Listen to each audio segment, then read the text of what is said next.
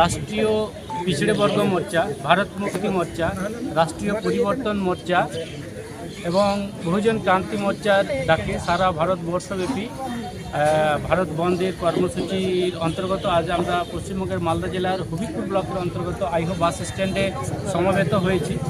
আজকের এই ভারত বন্ধের পিছনে তিনটি বিশেষ বিষয় রয়েছে। সেই বিষয়গুলি হলো, 1 নম্বরে বিগত 17ই ডিসেম্বর 2024 ভারতের সংসদের উচ্চকক্ষে অর্থাৎ রাজ্যসভায় ভারতের স্বরাষ্ট্রমন্ত্রী অমিত শাহ দ্বারা বাবা সাহেব আম্বেদকরকে যে অভদ্র এবং কুরুচিপূর্ণ মন্তব্য করায় প্রতিবাদে আজকে আমাদের এই ভারত বন্ধ 1 নম্বর।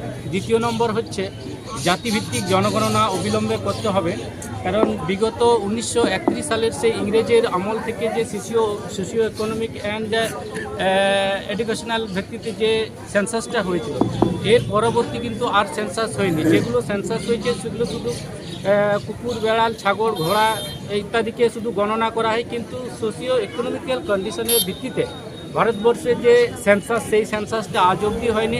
যার পরিপ্রেক্ষিতে সেই পূর্বের 1931 সালের যে আঁকড়া ছিল, যে রিপোর্ট, সেই রিপোর্টের পরিপ্রেক্ষিতে আজকে তারিখ পর্যন্ত শাসন প্রশাসন ব্যবস্থা চলছে, যার ফলশ্রুতি হিসেবে দেখা দিচ্ছে যে প্রতিনিধিত্বের যে বিষয়টা, সেই প্রতিনিধিত্বের বিষয়টা থেকে SC ST OBC মাইনরিটিরা তারা প্রতিনিধিত্ববিহীন হয়ে যাচ্ছে। কারণ আপডেট রিপোর্ট যদি না থাকে তাহলে আপডেট রিপোর্টের পরিপ্রেক্ষিতে কিন্তু শাসন এবং প্রশাসন ব্যবস্থা সুষ্ঠুভাবে পরিচালনা করা সম্ভব। কিন্তু এই আপডেট সোশিও ইকোনমিক্যাল কন্ডিশনের ভিত্তিতে এই আপডেশন রিপোর্ট না থাকার পরিপ্রেক্ষিতে শাসন প্রশাসনের প্রতিনিধিত্বের যে বিষয়টা, সেই বিষয়টা আমাদের যারা SC ST OBC মাইনরিটি রয়েছে তারা বঞ্চিত, বরাবর 1931 সালের পরবর্তী সময় থেকে তারা বরাবর বঞ্চিত হয়ে এসেছে। তাই আমাদের দাবি থাকছে যে অবিলম্বে জাতিভিত্তিক জনগণনা করতে হবে। আর যতক্ষণ পর্যন্ত জাতিভিত্তিক জনগণনা করা হচ্ছে না এবং প্রতিনিধিত্বের বিষয়টা, অর্থাৎ যার যত সংখ্যা তার তত হিস্সেদারির বিষয়টা যতক্ষণ পর্যন্ত সুনিশ্চিত হচ্ছে না, ততক্ষণ পর্যন্ত আমাদের এই কার্যক্রম, এই ধরনের আন্দোলন চলতেই থাকবে। তৃতীয় যে বিষয়টি হচ্ছে ইভিএমের যে বিষয়টি, ইভিএম নিয়ে সারা ভারতবর্ষব্যাপী একটা আলোড়নের সৃষ্টি করেছে ইভিএম। কারণ ইভিএমের মাধ্যমে যে নির্বাচন প্রক্রিয়া চলছে সারা ভারতবর্ষব্যাপী এবং লোকসভা, বিধানসভার মতো গুরুত্বপূর্ণ নির্বাচন এই ইভিএমের মারফতে করার ফলে কী হচ্ছে, ইভিএমের যে ধাঁধলিটা, সেই ধাঁধলির পরিপ্রেক্ষিতে জনগণ যাকে নির্বাচন করতে চায় সে নির্বাচিত হয়ে আসছে না। ইভিএমের দ্বারা অপারেটকৃত ব্যক্তি যিনি রয়েছেন তিনি ইভিএমের মারফতে নির্বাচিত হয়েছে। অনেক বিগত দিনে ইভিএমে যে গড়বড়ি হচ্ছে এটা অনেকেই মানতেন না, আজকে সেটা রাষ্ট্রীয় ইস্যু হয়ে গেছে। আমি ছোট্ট আকারে একটা উদাহরণ সহকারে বলি। বিগত দিনগুলোতে আমরা দেখেছি যে ইসরো থেকে চন্দ্রযান চন্দ্রতে পাঠানো হয়েছিল। সেই ইসরোটা পৃথিবীর বুকে দাঁড়িয়ে সেখান থেকে অপারেট করা সম্ভব হচ্ছে সেই লক্ষ লক্ষ কিলোমিটার দূরের জিনিসটাকে। তো ইভিএম দ্বারা কেন সম্ভব হয় না? এই মিনিমাম জিনিসটাটুকু শিক্ষিত বুদ্ধিবল জানে না কি? ইলেকশন কমিশন কি জানে না? ইলেকশন কমিশন কি এই বিষয়টার উপর কোনো ইয়ে নেই? এবং ইভিএম আপনারা দেখুন, যে সমস্ত দেশ সর্বপ্রথম ইভিএম আবিষ্কার করেছিল, আপনারা দেখুন জাপান দেখুন, আমেরিকা দেখুন, আরও অন্যান্য ইংল্যান্ড দেখুন, যে সমস্ত উন্নতিশীল দেশ তারা ইভিএমকে বয়কট করছে, ইভিএমকে বাদ দিয়ে তারা ব্যালট পেপারের মাধ্যমে ভোট নির্বাচন করাচ্ছে। আর ভারতবর্ষ একটা অশিক্ষিতপূর্ণ দেশ, সেখানে এই টেকনিক্যাল সিস্টেমের মধ্য দিয়ে ভোট প্রক্রিয়াকে নিয়ন্ত্রণ এবং সঞ্চালন করার ফলে ভারতের জনগণের ভোটাধিকারকেই বিনষ্ট করে দিচ্ছে। এত বড় একটা গুরুত্বপূর্ণ রাইট জনগণের, সেটাকে প্রভাবহীন করে দিচ্ছে এই ইভিএম। তো এই ইভিএমকে আমরা ধিক্কার জানাই এবং ইভিএমের পরিবর্তে পুনরায় ব্যালট পেপারে যাতে নির্বাচন প্রক্রিয়া হয়, এটা আমাদের দাবি থাকছে। দ্বিতীয়ত আমি একটা ছোট্ট একটা বিষয় বলি। বর্তমান সময়ে কংগ্রেস এই ইভিএমকে নিয়ে রাষ্ট্রীয় স্তরে মুদ্রা বানিয়েছে।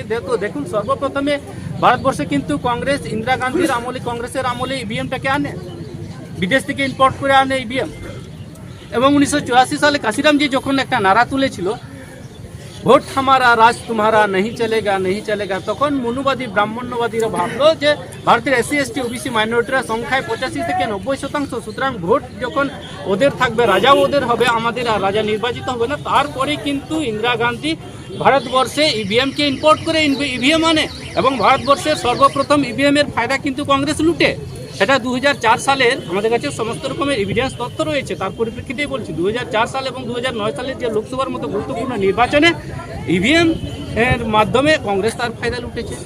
এরপরে যখন কংগ্রেসের সেই কারচুপিটা বিজেপিরা ধরে ফেলে সুপ্রিম কোর্টে সুব্রমণিয়াম স্বামী নামে সুপ্রিম কোর্টে যে কেস করে, তার পরিপ্রেক্ষিতে 2013 সালের 8ই অক্টোবর সুপ্রিম কোর্ট রায় দিয়েছিল যে শুধুমাত্র ইলেকশনের নির্বাচন প্রক্রিয়া ইভিএমের দ্বারা ফ্রি, ফেয়ার অ্যান্ড ট্রান্সপারেন্ট হয় না। শুধুমাত্র নির্বাচন ইভিএমের দ্বারা ফ্রি, ফেয়ার অ্যান্ড ট্রান্সপারেন্ট নির্বাচন করা সম্ভব নয়। সুপ্রিম কোর্টের রায় রয়েছে। সুপ্রিম কোর্টের রায় থাকা সত্ত্বেও ইলেকশন কমিশন বোবা বেয়ারার ভূমিকা পালন করছে এবং তার ইচ্ছে মতো ইভিএমের মারফতে এই নির্বাচন প্রক্রিয়াটা সম্পূর্ণ করেছে। এটা আমরা সম্পূর্ণ ধিক্কার জানাই এবং আমরা আজকের এই ব্রঞ্জ প্রোগ্রামের মধ্য দিয়ে আমরা ইলেকশন কমিশনকে বলতে চাই, আজকে আপনার যে কনস্টিটিউশনাল রাইট রয়েছে সেই কনস্টিটিউশনাল রাইটকে আপনি যেভাবে অপব্যবহার করে এই গণতান্ত্রিক সিস্টেমকে সম্পূর্ণরূপে ধ্বংস করার যে প্রক্রিয়া চালাচ্ছেন, এটা জনগণ কখনো দীর্ঘদিন মেনে নিতে পারে না। এখন আপনাদের মনোবাদীদের সময় চলছে, এখন যা ইচ্ছা তাই করুন। আগামী দিনে আমাদের একদিন না একদিন সত্তা জরুর আসবে। सत्ता एक दिन ना एक दिन जरूर आएगा। उस दिन हम उस ईवीएम वाला अभी जो नियंत्रण कर रहे हैं, संचालित कर रहा है इलेक्शन कमीशन, उसको हम देख लेंगे, उसका विचार हम करेंगे। কোথায় এখন কি করছেন? এখন আমরা ভারত বন্ধের অন্তর্গত মালদা জেলার হবিবপুর ব্লকের অন্তর্গত বুলবুল আইহো বাস স্ট্যান্ডে আমরা এখন সমবেত হয়েছে এই ভারত বন্ধের সমর্থনে। কতক্ষণ চলবে আজকে আমাদের যে বন্ধ প্রোগ্রাম, সেটা যেটা নির্ধারিত এবং ঘোষিত প্রোগ্রাম, সেটা 12 ঘন্টার বন্ধ প্রোগ্রাম। কাদের উদ্যোগে হচ্ছে?